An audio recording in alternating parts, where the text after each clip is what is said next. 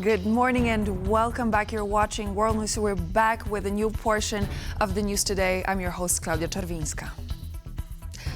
Poland's Defense Minister Władyslaw Kosiniak-Kamysz will meet with his Ukrainian counterpart Denis Shmyhal in Kyiv later on Thursday to study Ukraine's experience in countering Russian air attacks, according to Ukraine's Ministry of Defense. He will be accompanied by high-level military officials on the trip to Ukraine. The meeting was announced after 21 Russian drones entered Polish airspace last week. The Kyiv Independent reports a Ukrainian Foreign Ministry spokesperson saying that the Polish delegation will study Ukraine's experience in countering Russian air attacks. It was the first time Polish and NATO jets had shot down Russian UAV since Moscow forces invaded Ukraine in 2022. Kosiniak-Kamysz and Shmyhal are due to hold a joint press conference at Ukraine's Ministry of Defense later on Thursday. The debris from a Russian drone that violated Polish airspace last week has been found in a tree in the village of Stanisławka in southeastern Poland. The discovery comes just days after Moscow claimed that 21 drones had accidentally crossed into Polish territory, an explanation widely dismissed in Poland. On Wednesday afternoon, security services gathered in Stanisławka after reports that another Russian drone had been located. It is one of the 21 drones that entered Polish airspace in the early hours of September 10, prompting NATO jets to scramble, with several drones successfully shot down. We expect that locating wreckage, especially fragments that may be heavily damaged, scattered or lying in remote forested areas, could still take some time. The dust appeared to have settled after the incident, but on Tuesday, Polish daily Rzeczpospolita reignited the debate, citing anonymous sources who claimed that roof damage to a house some 100 kilometers from the site of Wednesday's incident was not caused by a drone, but by a stray F-16 missile. Defense Minister Władyslaw Kosiniak-Kamysz said the matter is still under investigation. He stressed, however, that regardless of the findings, responsibility lies solely with Russia. This is a matter for the prosecutor's office, the military police, and all relevant services. They will investigate and communicate their findings. There is no doubt that in every case where we discovered wreckage or damage, the consequences stem from Russia's actions and Russia is responsible. Russia has claimed that the incident, which took place during a mass attack on Ukraine, was a mistake. But a recent survey shows most Poles disagree. More than 8 in 10 people do not believe Moscow's explanation, with only around 10% accepting that version. Speaking to private broadcaster TVN24, Poland's security services coordinator Tomasz Siemoniak said that all evidence indicates that one of the houses damaged during the Russian drone incursion into Poland was caused by a missile fired by a Polish aircraft. Siemoniak said that an official statement would be issued on the matter, and we're going to report more as that happens on TVP World. Now, let's move to Ukraine. 4 people were injured after a Russian drone struck a gas station in Ukraine's Poltava region. The strike also sparked a fire and caused damage to nearby cars, the gas station building itself, and the station's equipment. The 4 injured include 3 drivers and a cashier who happened to be on shift at the station. Shortly after the attack took place, Ukrainian rescuers, pyrotechnicians, and dog handlers arrived at the scene. As announced by the State Emergency Service of Ukraine, the fire has now been extinguished and the area cleared from debris. The European Union is ramping up pressure on Russia for its invasion of Ukraine after U.S. President Donald Trump said he wanted Europe to do more. Ukrainian President Volodymyr Zelensky says his country is counting on corresponding sanctions from the U.S. as the EU presses ahead with its 19th package of sanctions against Russia. We expect Russian energy resources and the infrastructure for their trade, as well as the Russian banking sector and the various sanction evasion schemes used by Russia to finance the war, to be among the main targets of these sanctions. We discussed how to align the positions of Slovakia and Hungary, which still depend on Russian energy, with those of the rest of Europe. We also anticipate corresponding sanctions from the United States. Putin must feel that his intention to continue the war, to continue strikes, and in particular to extend destabilizing activity to countries such as Poland and Romania, will all mean more pain for Russia. If Russia does not feel pain, it keeps fighting. They must suffer greater economic and political losses so that we can finally move closer to peace. What we're witnessing now is NATO 3.0, said the president of Finland, Alexander Stubb, in yesterday's interview with the Latvian media. While in Riga, Stubb was also asked if the Article 5 of the alliance is still as ironclad as in the past.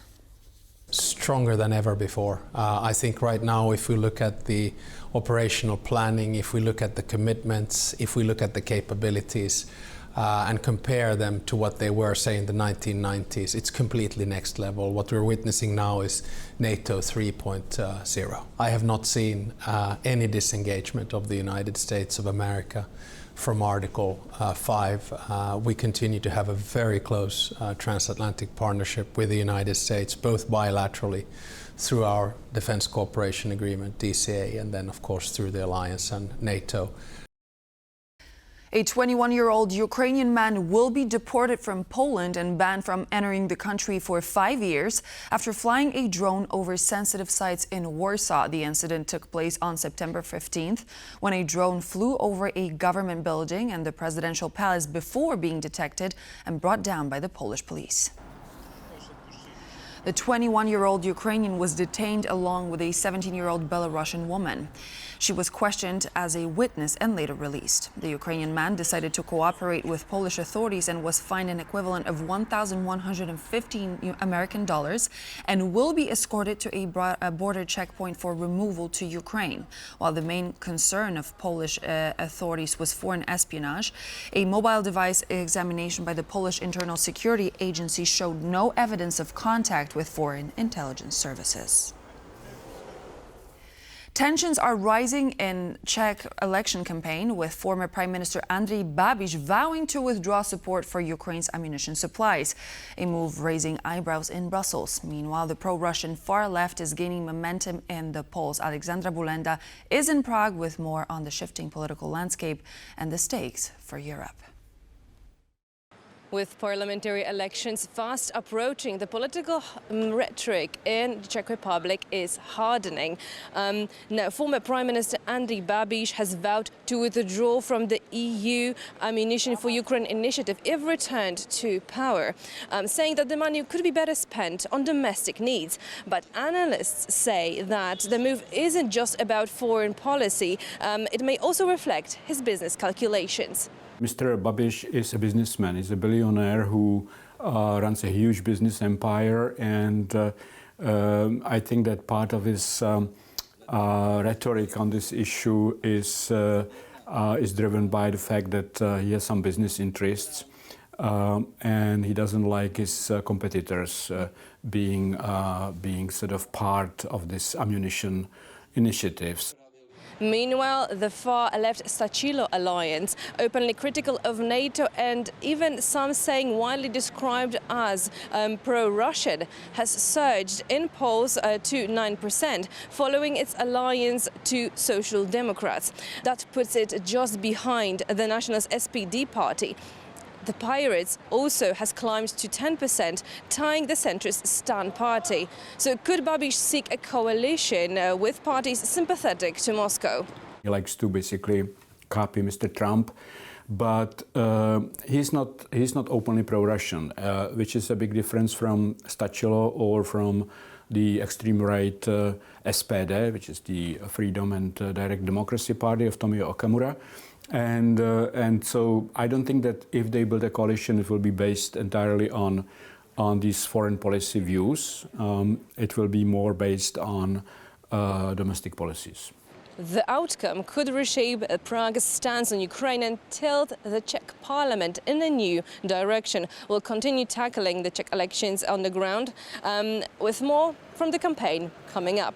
From Prague for TVP World, I'm Alexandra Bulenda. And we are now moving live to Kyiv, where we will be able to see the pictures from the city center of Poland's Defense Minister Władyslaw Kosiniak-Kamysz, who, ahead of his talks with Ukrainian Defense Minister Denis Shmyhal, is going to lay flowers in front of one of the monuments.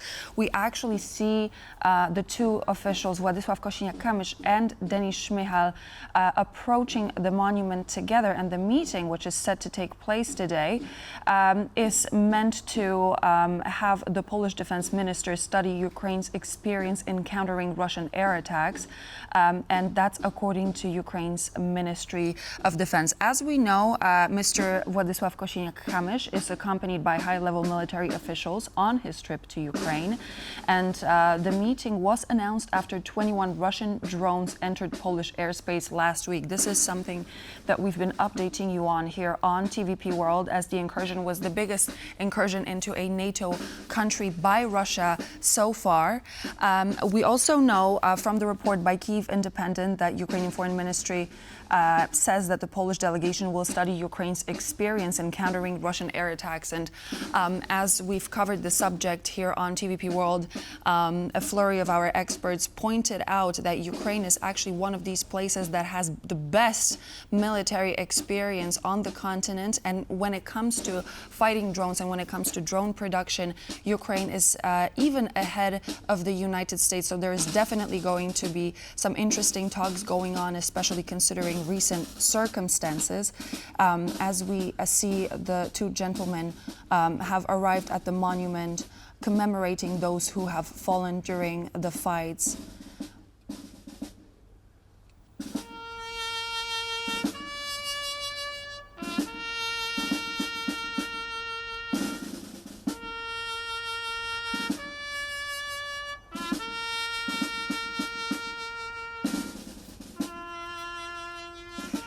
And what we're observing right now, the pictures are incoming to us live from the city center of Kyiv in Ukraine. We have Poland's Defense Minister Władyslaw Kosiniak-Kamysz and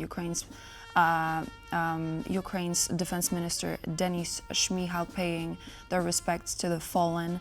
After which, as I mentioned before, we are going to see two officials hold meetings and a joint press conference at Ukraine's Ministry of Defense later today. And as the events unfold, we are going to be bringing you more in our services at every full hour.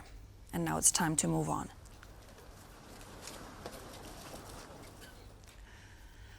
Poland is calling on EU member states to cut Russian energy imports by the end of 2026. Slovakia's finance minister said earlier on Tuesday this won't be possible.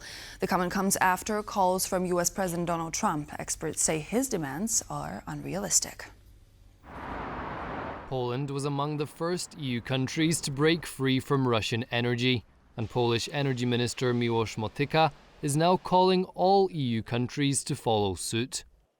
Today I have sent a letter to the energy ministers of the EU member states appealing to them to set a common goal to completely end imports of Russian oil by the end of 2026. This is a clear signal that Europe can act in solidarity and decisively in the face of Russian aggression.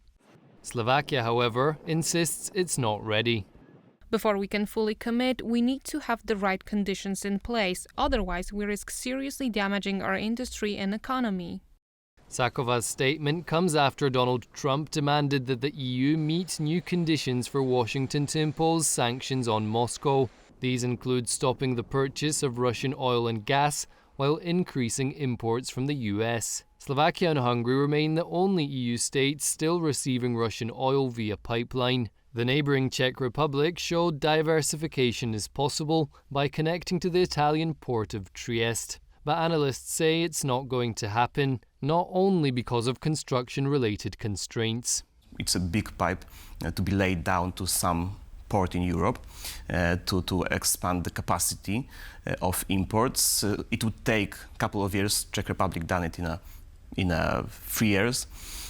So it would take a couple of years. EU Energy Commissioner Dan Jorgensen said he will open talks with Hungary and Slovakia in the coming weeks under the Repower EU plan to phase out Russian energy. Brussels has already proposed legislation requiring all member states to end Russian energy imports by 2027. And so this would be all the latest news for now. Thank you very much for joining me. I'm Klaudia Czerwińska, and I hope to see you back for another portion of the news at 9 a.m.